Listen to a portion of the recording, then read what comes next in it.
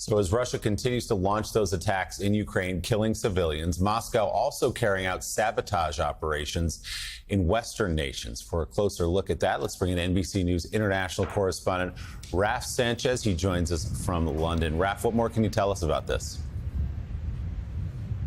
So, Willie, ever since the start of Vladimir Putin's full-scale invasion of Ukraine, Western officials have accused Russia of carrying out a widespread campaign of sabotage here in Europe. It's sometimes called gray zone warfare. It's sometimes called hybrid warfare. It takes different forms, everything from cyber attacks to targeting critical infrastructure.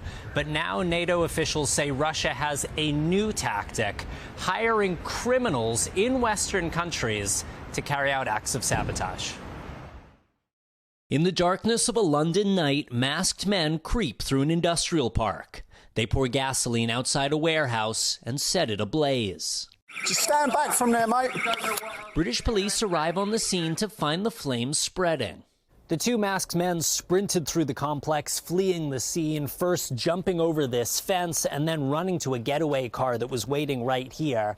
But what at first looked like a simple case of arson in a rundown industrial park turned out to be part of an international conspiracy. The warehouse belonged to a Ukrainian firm sending aid and Starlink dishes back to Ukraine. Police quickly arrested a group of low-level British gangsters. But on the ringleader's phone, they found hundreds of messages from a Russian intelligence operative, offering money and ideological encouragement to start the fire, telling him, "You are our dagger in Europe," and to watch the spy show The Americans. This work can be too much for people. Because he was now a Russian secret agent. 3 gang members were convicted in a UK court last month. 2 others pled guilty. But Western officials say they found similar plots across Europe, where the Kremlin hires local criminals to carry out its covert dirty work. It's a relatively new thing to see criminal proxies used on behalf of foreign states as a result of the internet age, that somebody can reach out from a foreign country directly into an individual sitting in their bedroom here in the United Kingdom. Poland accuses Russia of remotely recruiting criminals to start this fire in Warsaw, which burned down the country's biggest shopping mall. While in the Czech Republic, a Colombian man was sentenced to 8 years in prison for arson, also allegedly on Kremlin orders. Russia denies all responsibility, including in the case in London, where its embassy said Russia has never engaged in sabotage activities against the United Kingdom and has no intention of doing so. The Russians have carried out sabotage operations in this country. That is clear. We have clear evidence of it. Calvin Bailey is a British member of Parliament and sits on the Defense Committee. Why would Russia hire criminals to carry out these kinds of attacks?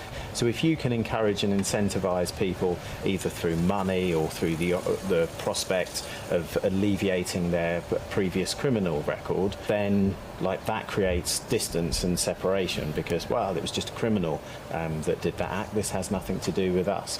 It gives Russia kind of plausible deniability. Absolutely. That deniability helped by encrypted apps and cryptocurrency. It hides the trail. Be that a money trail or any of the connections. Analysts call it a kind of gig economy, where Russia can hire criminals for one-off operations, usually less sophisticated than those carried out by professional agents, but also less risky.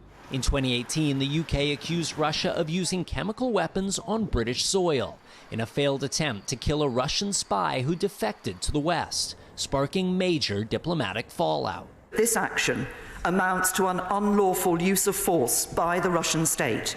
Meanwhile, UK police say the London gang was caught before they could carry out their next plot, kidnapping a Russian dissident and torching his Michelin-starred restaurant. Part of a new reality where any criminal with enough greed and a smartphone can offer their services to an enemy state. And that group of British gangsters will be sentenced here at the Old Bailey Criminal Court a little later this year. Now, according to one analysis, Russia's sabotage attack campaign appears to actually be slowing this year compared to last year. There's lots of possible explanations for that. But one of them is that Putin may be trying to lower the temperature as he waits to see what he can get out of these negotiations with President Trump over the future of Ukraine. And if that is true, it, of course, implies that he could ratchet these attacks back back up if he doesn't get what he wants. Willie. It's a fascinating look at that. NBC's Raf Sanchez in London. Raf, thanks so much. Hagar, you were watching that, sort of nodding along, saying, yes, this sounds familiar. It sounds right. We've heard other states do this as well. Oh, yeah, it didn't surprise me at all, unfortunately. It's not just that Russia is not the only one who's been engaging in this kind of behavior. They've always been known to hire mercenaries, prisoners, convicts. They've been doing that not just for Ukraine, but for their wars around the world, for being infiltrated in Africa. They've poisoned dissidents around the world, for example. It doesn't matter where they are. You also see that's just a page out of Iran's playbook, China's playbook. By the way, Iran seeking to assassinate individuals here, hiring murders for hire, but not Iranian individuals, murders for hire to assassinate, for example, women's rights activist Masih Alinejad, or the Chinese having a dissident police station in the Lower East Side, and where they went and not only do they intimidate and harass Chinese Americans, they went and they sabotaged a Chinese artist's installation in Nevada. I mean, this is part of the dictator playbook, and they do it in part to scare people and intimidate them, or to seek a specific goal. In this case, in the UK, it was to actually destroy military aid that was headed for Ukraine. But it's also to send a message that they are around the world. They don't care about borders. They will export their repression and thuggery behavior no matter where it is. And so returning to the conflict now, and this is obviously a sign. They view this as a larger.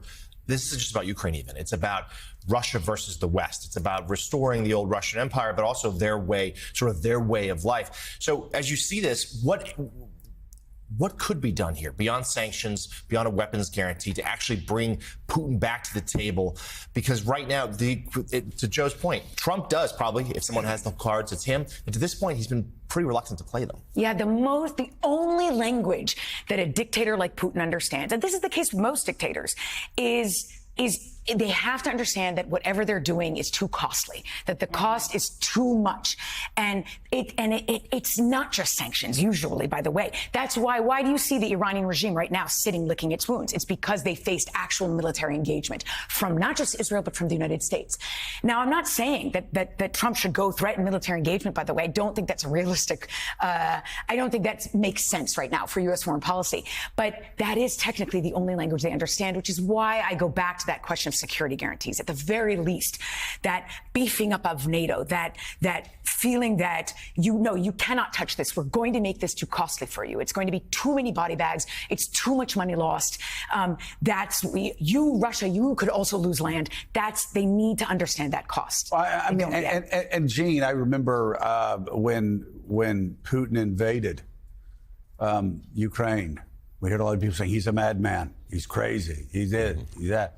I was like, no, actually, he looked at how the United States and the West responded over the past 20 years, and he just took what he considered to be a very logical, strategic step.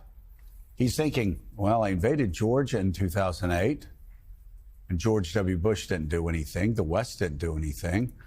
I invaded Ukraine and shot down a commercial aircraft and took over Crimea. Barack Obama didn't do anything. Hell, he wouldn't even send defensive weapons for a while.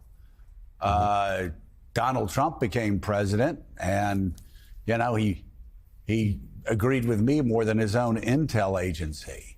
I think so. After 20 years of that, why wouldn't he think the West would just roll over and play dead again, instead of doing the very things that send a message to a dictator, which is you step over that line, you're going to pay a price, and it's not going to be worth whatever land you pick up.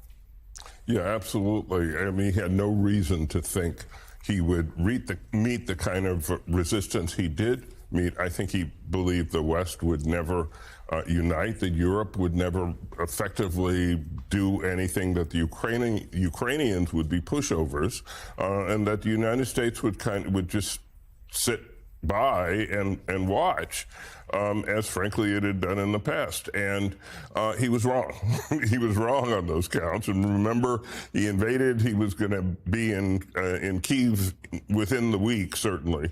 He's a long way from Kyiv. He's not going to get there. So it was a miscalculation, but how to get him to stop, how to get him out, right, how to get Ukraine back its sovereign territory. That's a question that still hasn't been answered, and we haven't seen the kind of resolve right now that I think would end this war. But we'll see. We'll see. Yeah.